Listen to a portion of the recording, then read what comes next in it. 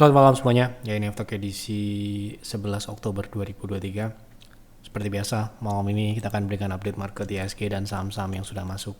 Di kolom komentar kita akan bahas satu persatu ide-ide dari Bapak Ibu semua. Baik, untuk menyingkat waktu, kita langsung mulai saja. Sebelum saya mulai, silahkan bagi Anda yang mungkin belum subscribe channel ini, silahkan subscribe. Dan yang sudah merasakan manfaat dari Aftok, dukung kami dengan klik like. Kita langsung mulai dari IHSG dulu. Hari ini IHSG bisa dikatakan masih sama dengan kemarin ya, masih melanjutkan rebound dan tertahan kembali di 6950 yang merupakan resist konsolidasi ya. Dan saat ini bisa dikatakan IHSG kembali di atas EMA 60. Ini adalah sesuatu yang bagus. Semoga bisa bertahan sampai dengan perdagangan minggu ini. Jadi sementara ini belum ada perubahan ya. Kita lanjutkan ke pembahasan saham. Oke. Yang pertama, selamat malam Pak Yep, saya mau tanya untuk makroekonomi dengan naiknya nilai dolar terhadap rupiah, apakah kenaikan tersebut ada pengaruhnya terhadap IHSG? Perilaku asing dalam mengalokasikan dana di pasar saham kita dan sahamnya apa yang diuntungkan dan dirugikan dengan kenaikan nilai dolar ini terhadap rupiah? Terima kasih. Oke, pengaruhnya jelas ada ya. Jadi kalau rupiah melemah itu kan secara ya supply and demand gitu ya, itu kan ada capital outflow atau keluarnya dana asing sehingga membuat rupiah melemah karena orang jual mereka punya rupiah dan jadi dolar gitu kan. Itu awamnya seperti itu. Nah, yang kita perlu tahu ya, yang dijual itu aset apa gitu ya. Nah, kalau kita lihat dari beberapa waktu terakhir, kita akan cek datanya ya. Kita akan lihat chart dari pengaruhnya. Kita lihat secara historis seperti apa sih gitu. Kita akan buka monthly ya. Nah, di sini kita lihat bagaimana pengaruhnya gitu ya. Pelemahan rupiah terhadap. Nah, ini ya kita lihat dari grafik ini bahwa secara jangka panjang ya, jangka panjang rupiah itu selalu melemah atau dolar itu uptrend terhadap IHSG. Dolar uptrend terhadap rupiah. Begitu juga dengan IHSG. Nah, kenaikan jangka pendek, misalkan ya, kenaikan dolar terhadap rupiah terjadi di saat pandemi kemarin menyebabkan tentu saja ini yang dijual adalah saham-saham yang ada di bursa efek sehingga menyebabkan jatuhnya IHSG ya. Namun berjalannya dengan waktu berjalan, seiring berjalannya waktu ya, IHSG kembali naik ya, rupiah tetap melemah tapi IHSG tetap naik ya. Jadi efeknya menurut saya itu jangka pendek gitu ya. Jadi ya tentu saja aset-aset yang ada di sini tentunya akan banyak ya, tidak semuanya saham. Yang jelas efeknya itu sifatnya jangka pendek ya. Terbukti saat pandemi kemarin market drop, rupiah juga melemah sampai dengan 16.000 ya gitu ya. Jadi kalau kita lihat dari situ, apa yang terjadi setelahnya? IHSG naik lagi ya, rupiah menguat lagi. Tetapi secara overall Anda lihat chart ini ya, uptrend, IHSG juga uptrend ya. Jadi efeknya jangka pendek. Dan misalkan ya, capital outflow itu asalnya dari bursa saham ya, berarti kan saat ini harusnya banyak saham-saham yang diskon. Tetapi kan kita lihat sendiri indeks belum turun signifikan gitu. Jadi ya dampaknya mungkin ada, besar dan kecil itu relatif ya. Tetapi kalau saya cermati, kalau view kita jangka panjang gak akan mengaruh ya gitu. Justru kalau ada penurunan indeks kan itu adalah kesempatan seperti yang kami lakukan di 2020 atau di 2015 ya. Ketika market drop, rupiah melemah ya, kita siap-siap mencari saham-saham yang tidak akan sulit untuk naik gitu ya. Nah, gitu. Kalau sekarang ini memang kalau kita lihat dari indeks kita justru akan mengalami penguatan sampai dengan nanti akhir tahun ya. Jadi yang terjadi pelemahan ini ya tentu saja ada pengaruhnya, tetapi relatif besar dan kecilnya, tergantung juga dengan yang terjadi momentum saat ini. Momentum saat ini menurut saya justru kalau misalkan ya terjadi konflik di luar sana gitu ya, kebetulan ada konflik, kemudian nanti harga komoditas naik, justru harusnya indeks akan terkerek naik ya. Tetapi saat ini ya kita lihat masih belum terlalu signifikan efeknya ya. Jadi kita malah justru melihat itu adalah komoditas ya. Kalau market kita itu masih sangat besar porsinya di komoditas gitu ya. Entah itu batu bara, minyak ataupun CPO gitu ya. Jadi kita dan ya tentu saja banking gitu ya. Jadi kalau kita lihat dari secara pengaruh menurut saya jangka pendek ya, mungkin kalau misalkan market drop rupiah kemungkinan juga akan melemah gitu ya, karena di situ kan asing yang memiliki dana besar ya jualan gitu. Nah, kemudian pertanyaannya ini disambung dengan saham apa yang diuntungkan dan dirugikan dengan kenaikan. Tentu saja saya tidak bisa menyebutkan secara spesifik, ini ada konten artikel eksklusif untuk peer dan peers ya. Ini ada beberapa emiten yang akan diuntungkan dengan melemahnya rupiah. Ada yang diuntungkan dan ada yang dirugikan gitu ya. Nah, di sini ada yang namanya income mismatch gitu ya. Ada intinya ini kuncinya adalah kalau misalkan emiten tersebut memiliki beban dalam bentuk dolar USD ya, tentu saja bebannya akan melonjak meningkat ya, semakin meningkat. Nah, maka dari itu kalau Anda lihat rekomendasi di peer dan peers, kita sangat mementingkan yang namanya solvabilitas. Dari situ kita akan lihat rasio-rasio beban yang sekiranya akan diuntungkan atau dirugikan. Kalau misalkan trennya naik, berarti itu perlu dipertanyakan. Kalau trennya turun itu bagus, berarti manajemen terus menekan dia punya beban. Nah, ini beban di sini kan dibagi dua, ada beban dalam bentuk USD dan rupiah. Nah, kita harus tahu berapa persentasenya. Ya, seperti itu. Nah, itu yang dirugikan. Ya. Itu yang dirugikan selanjutnya adalah emiten yang memiliki peran bahan baku yang ekspor. Gitu ya. Dia harus impor ya. Jadi emiten-emiten yang impor tentu saja dia akan mengalami penggelembungan yang namanya dia punya biaya operasional. Ya, dan juga kalau misalkan dia tidak bisa menekan itu ya, tentu saja akan berpengaruh di profitabilitasnya ya, di profitabilitasnya melemah dan menurun ya. Nah, itu bisa berbahaya kalau misalkan sudah ada profitabilitasnya itu tipis. Nah, ini yang perlu kita ya cermati sebagai investor. Nah, kalau yang diuntungkan seperti apa? Yang diuntungkan ya tentu saja yang tidak memiliki beban utang dalam bentuk dolar ya, dan juga produknya ini orientasinya adalah ekspor. Nah, dicari aja. Ya, itu cari sendiri ya. Kan di sini kita nggak boleh merekomendasikan. Ya, di Ftalk ini kan kita nggak boleh merekomendasikan, tapi untuk member kami sudah ada ya di website. Tinggal dibaca ya. Tentu saja ada perkembangan nanti akan ada kita update juga saham-saham apa yang sekiranya akan diuntungkan dalam beberapa waktu ke depan. Tidak hanya pelemahan rupiah, tetapi juga kita akan lihat peluang-peluang politik dan sebagainya untuk memetakan kira-kira peluang investasi di tahun 2024 setelahnya kira-kira bagaimana ya, kita akan lihat nanti. Yang jelas pelemahan rupiah ini ada dampaknya ya, tetapi sifatnya jangka pendek untuk indeks secara umum, dan untuk emiten-emiten tentunya yang tadi saya sebutkan yang kriteria-kriteria tadi ya, kami sangat concern terhadap pertumbuhan. Kalau pertumbuhannya itu terganggu ya tentu saja kita akan keluar gitu ya. Tapi kalau pertumbuhannya justru diakselerasi oleh pelemahan rupiah, justru kita akan masuk gitu ya. Oke, kita lanjut. Malam Pak, apakah BP sudah menarik untuk entry jangka pendek? Oke, kita lihat BP. Banekat Integra. Oke, kita lihat dari teknikal jangka pendek ya tentunya.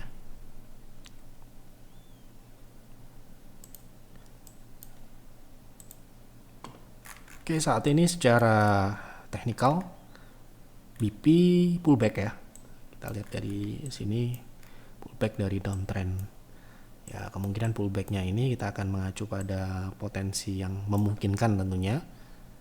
Jadi kalau kita melihat seperti ini kan BP dijaga di bawah M60 Nah, strateginya seperti apa? Tentu saja untuk mendapatkan ruang gerak yang lebih besar, ya, upside yang lebih besar, kita menunggu BP breakout dulu di atas EMA 60 yang sekarang ini 115 yang kebetulan sudah terbentuk di situ resisten 2 kali 3 kali diuji.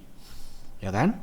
Nah, itu potensinya menarik atau tidak dari situ, dari level breakoutnya itu. Kalau memungkinkan misalkan dia breakout, itu berapa persen kira-kira kenaikannya, itu kita mengincar di 132, itu 13%. Dengan risk di bawah EMA 60 itu 3%, 5% bisa, ya.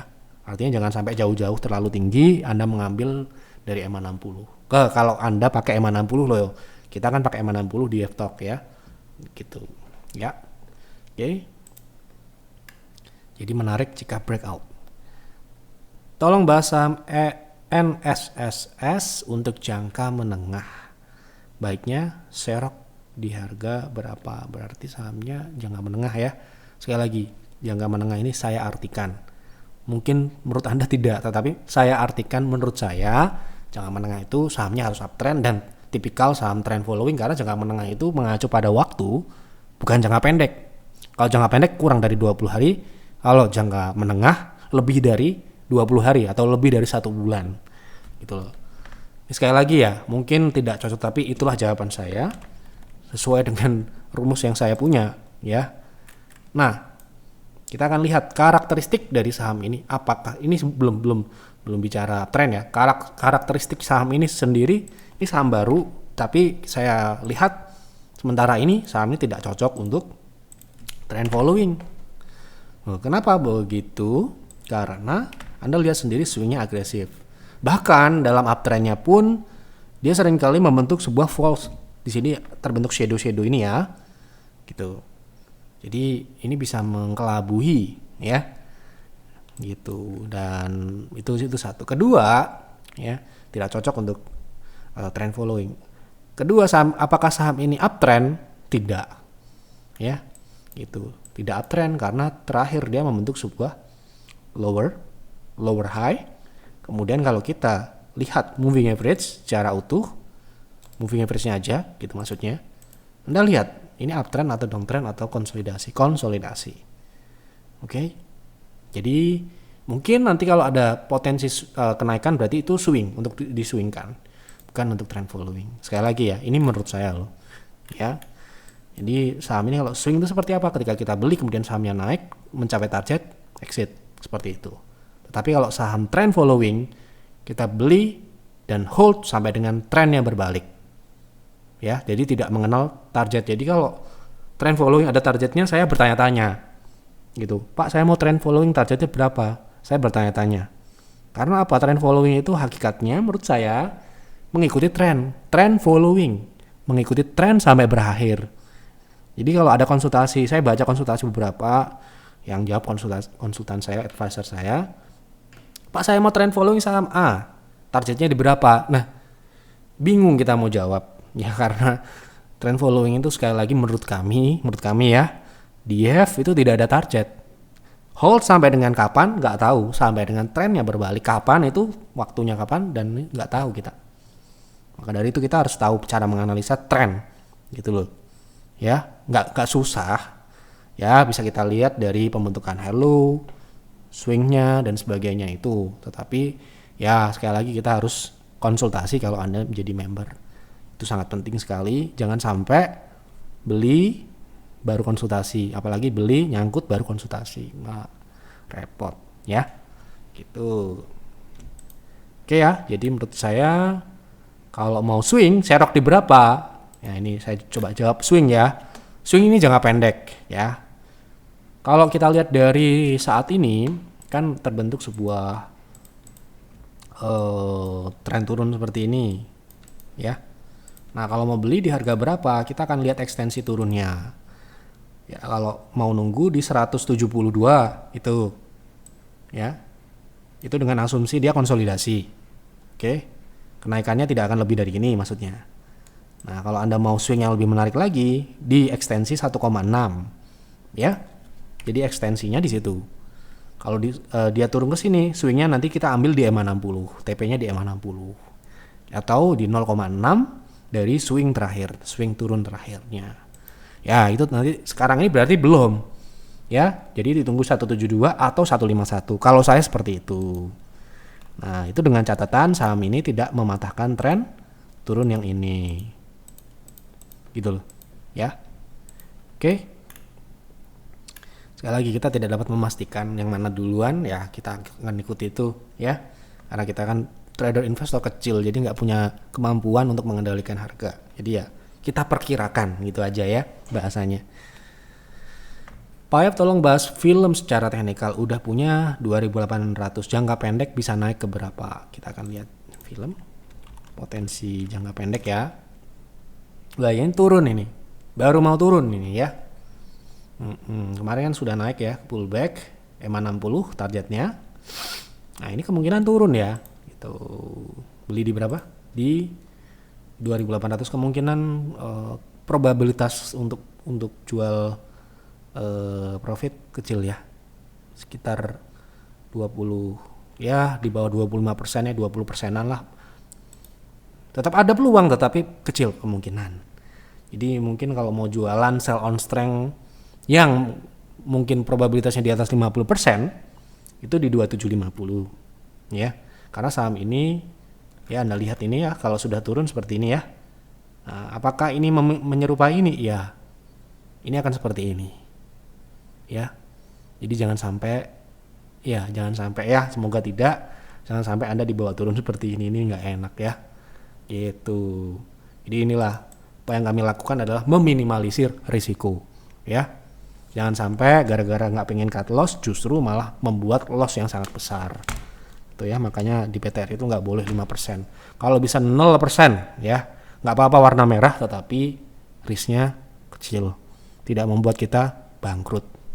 Oke, dan itu bisa diperbaiki. Warna itu misalkan cut loss yang di blotter warna merah. Saya bilang ke advisor itu hanya warna.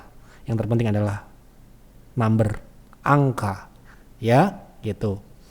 Jadi kalau saya punya misalkan nih, ini ya jelas ini harusnya cut loss-nya di 2750 atau di 2800 ke bawah ini ya. Tapi ya misalkan sudah terlanjur gitu ya, terlanjur. Ya kalau saya punya di situ, kita akan coba sell on strength dulu di 2750 atau 2740. Ya, tetap rugi ya, tetapi lebih baik seperti itu daripada ini ya, terpaksa menjadi investor gitu ya. Seperti itu. Jangka pendek ya, sekali lagi pertanyaan jangka pendek loh ini ya. Pak tolong bahas J-Con untuk swing. Sudah punya di 118, untuk proteksi di berapa? Ya kita lihat J-Con proteksi di berapa. Proteksi di EMA 60 ya, sekarang ini di 114. Ingat ya, EMA 60 itu sifatnya dinamis. Ya. Bergerak mengikuti harga, tapi ini sekarang ini 115. Itu kalau Anda punya di 118 itu masih cut loss ya, cuma ditanya proteksi aja ya, nggak tanya yang lain ya, berarti itu. Malam Pak, tolong bahas saham Cevin untuk investasi. Ini bukan kita pelit ya, tetapi kita nggak mau dianggap ada kepentingan nggak ditanya TP kita jawab TP. Kalau ditanya cut loss-nya di berapa ya kita akan hanya jawab itu, cut loss-nya di berapa ya. Jadi seperti itulah YF ya, gitu. Cevin ya untuk investasi, wah hari ini kita malah jualan ya. Kita malah jualan di PIR. Ya, kita memang udah invest beberapa bulan yang lalu lah. Tapi kita sudah take profit hari ini. Jadi untuk Cevin apakah layak investasi? Fundamentalnya tentu saja kita akan cek ya. Kelayakan investasinya. Kalau Anda masih mau di harga saat ini, menurut saya kalau saya nggak berani karena kita beli terakhir di bawah 400 ya. Kita lihat di StockPix edisi berapa. Ini kita bahas fundamentalnya dulu. Kenapa kok kita berani invest di Klipan di tanggal 21 Mei? Berarti sekitar Juni, Juli, Agustus, September. Ya 5 bulanan lah. 5 bulan kita invest, alhamdulillah. PIR ya, tentu saja ini bukan saham syariah ya. Cevin sudah mencapai TP kita ya. Waktu itu kita beli di bawah 400. Ini memang closing waktu itu 406, tetapi kita dapat alhamdulillah di bawah 400. Ya average kita, dan hari ini kita jual. Kenapa? Karena hari ini sudah naik di 545 dan bahkan sudah mencapai TP3 ya. Jadi kita invest di bulan Mei, di bulan Juli berarti 2 bulan saham ini sudah naik ke TP3. Apa yang terjadi setelah mencapai TP3? Turun. Ya. Gitu. Jadi ya harusnya memang dijual gitu waktu itu, tetapi nggak tahu advisor masih menahan saham ini, dan saya bilang ya kalau sudah mencapai TP jangan disayang-sayang, jual aja, udah profit kok ya. Nggak usah nunggu 1 tahun kan gitu. Yang penting TP sesuai dengan plan gitu. Nah, fundamentalnya kenapa kok kita invest waktu itu ya? Fundamentalnya tentu saja memenuhi kelayakan.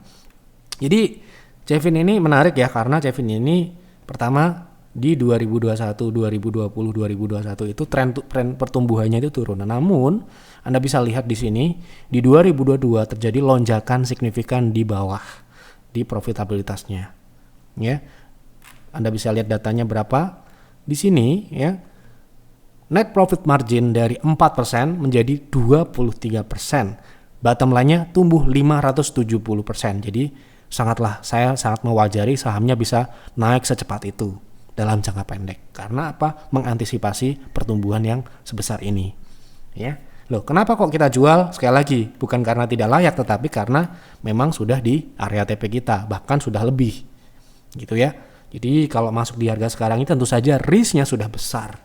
Karena dengan pertumbuhan segini, ya kan, itu TP kita cuma di 700, ya, gitu. Jadi hitung-hitungan sekali lagi, kalau menurut Anda worth it, monggo. Tetapi kalau menurut kita akan jualan, kita akan bersihkan segera, karena peer membutuhkan ruang untuk rekomendasi baru. Karena sekali lagi minggu ini kita akan merilis satu saham lagi yang kira-kira dalam ya jangka panjang tentunya itu menarik untuk dibeli, ya. Jadi kita harus merotasi lah. Harus aktif merotasi. Walaupun ini investasi ya, ada dasar fundamentalnya. Ini yang Anda bertanya, DRMA baru beli Maret sudah dijual sekarang. Cevin baru beli Mei dijual sekarang. Ini investasi apa trading? Tetap ini investasi karena ada plan dan fundamentalnya. Ya. Terkait berapa bulan, sekali lagi ya tidak memiliki kemampuan untuk mengontrol harga. Kita hanyalah orang kecil yang hanya mengandalkan analisa dan prediksi saja, ya.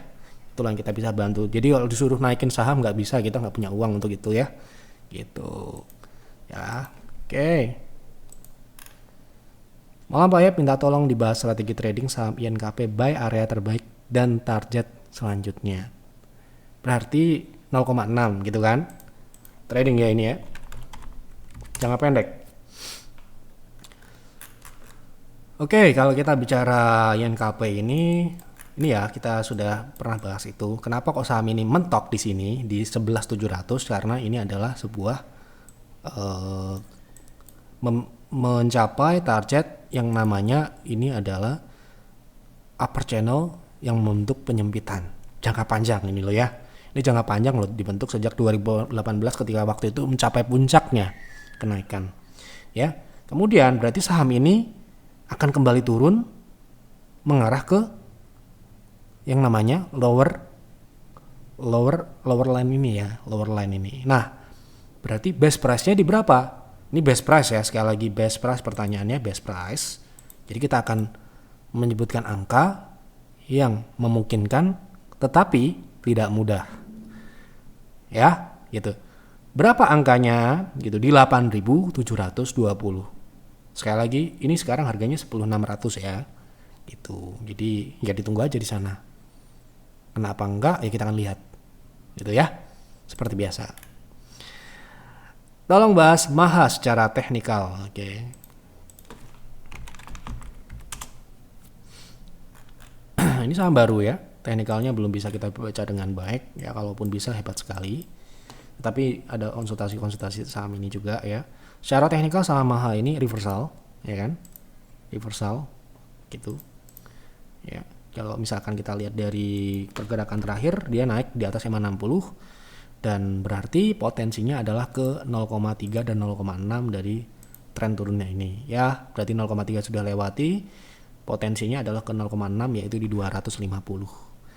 Misalkan beli sekarang ini menurut saya masih bisa tunggu dia koreksi di 220 atau 216 ya, untuk TP-nya di 250. Itu untuk swing ya, sekali untuk swing. Oke. Pak bisa tolong bahas NCKL kalau invest jangka panjang bagaimana? Kita lihat. Sudah ada datanya apa belum? Karena ini saham baru ya. Kalau nggak ada datanya mohon maaf ya. Kita nggak bisa rekomendasikan. Nah ini udah ada ya. Oke, untuk pertumbuhan seperti yang Anda lihat di sini pertumbuhannya bagus, cukup signifikan. Tentu saja ini ya pertumbuhannya bagus ya. Nah, sampai dengan kuartal 2 kita lihat di sini ternyata IPO-nya kapan? Berarti kita akan nilai pertumbuhan setelah IPO. IPO-nya April 2023. Ternyata kuartal 2 mencerminkan penurunan profit. Ya, kita lihat di sini memang operasional masih positif, tapi Anda perlu bertanya-tanya di sini, kenapa kok ini turun? Ya, bottom line-nya turun 13%-an.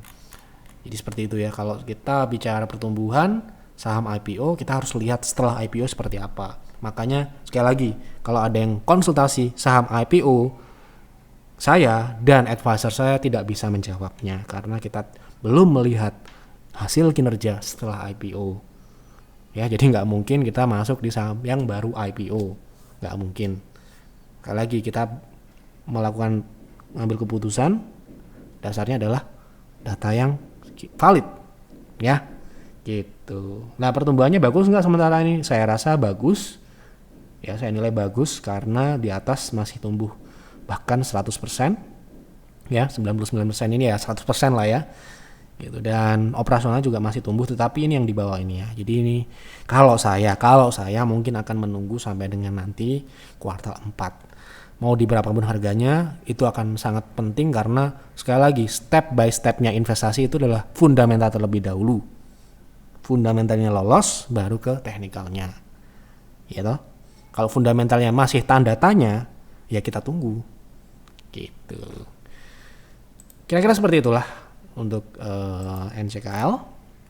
Sudah saya jawab semua apa yang ada di kolom komentar, yaitu yang berarti yang kita bahas malam ini. Silahkan isi kembali di kolom komentar saham apa yang menarik untuk dibahas dan kenapa saham tersebut Anda pilih untuk dibahas. Silahkan isi di kolom komentar. Terima kasih untuk Bapak Ibu yang sudah menonton Dev Talk malam ini. Terima kasih untuk Bapak Ibu yang sudah subscribe channel ini dan juga mendukung kami dengan klik like. Apa yang kami sampaikan di sini sifatnya adalah prediksi, opini pribadi. Jadi Anda perlu ya mengolah ulang, ya membuat investing plan, membuat trading plan kalau Anda trading, ya, dan jalankan itu dengan kedisiplinan ya. Semoga apa yang kami sampaikan ini ya membuat Anda menjadi mendapatkan wawasan, mendapatkan ya pengalaman baru, dan juga tentunya saya berharap menguntungkan lah untuk Bapak Ibu ya, terutama yang tidak bisa join di peers ataupun PTR, karena ya tidak semua orang bisa masuk di sana ya, dan juga tidak akan semua orang cocok dengan layanan kami. Itu saja yang dapat kami sampaikan di Dev Talk malam ini. Selamat malam dan selamat beristirahat.